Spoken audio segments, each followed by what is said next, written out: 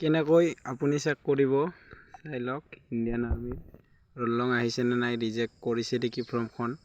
অনলাইনত চাবৰ কাৰণে আমি অফিচিয়েল ৱেবছাইটত যাব লাগিব। ইণ্ডিয়ান আৰ্মি মাৰি দিব, তাৰপিছত আমি অফিচিয়েল লিংকটো ক্লিক কৰিম। তাৰপিছত আমি ইয়াৰ কেপচাৰ কোডটো মাৰিম।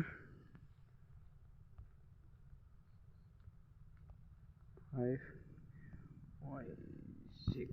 তাৰপিছত আমি ৱেবছাইটটো ওপেন কৰাৰ পিছত ৱেবছাইটটো আমি ইয়াত অগ্নিপথত যাব লাগিব।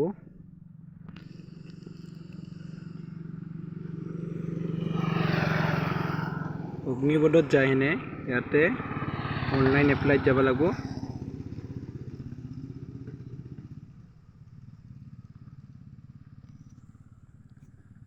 অনলাইন এপ্লাইত নেট শ্ল' অলপ। তাৰপিছত ইয়াতে আপোনালোকে এপ্লাই কৰোঁতে দিয়া ইমেইলটো ইয়াত দিব লাগিব আৰু পাছপোৰ্টটো দিব লাগিব। তাৰপিছত কেপচাৰ কোডটো দিব লাগিব।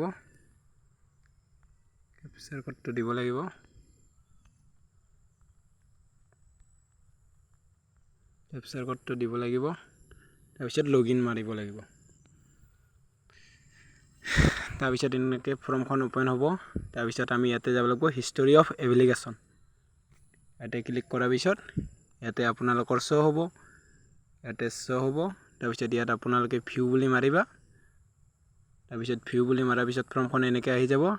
তাৰপিছত ইয়াত তলত আছে এতিয়া PDF ডাউনলোড, এইটো ক্লিক কৰিবা।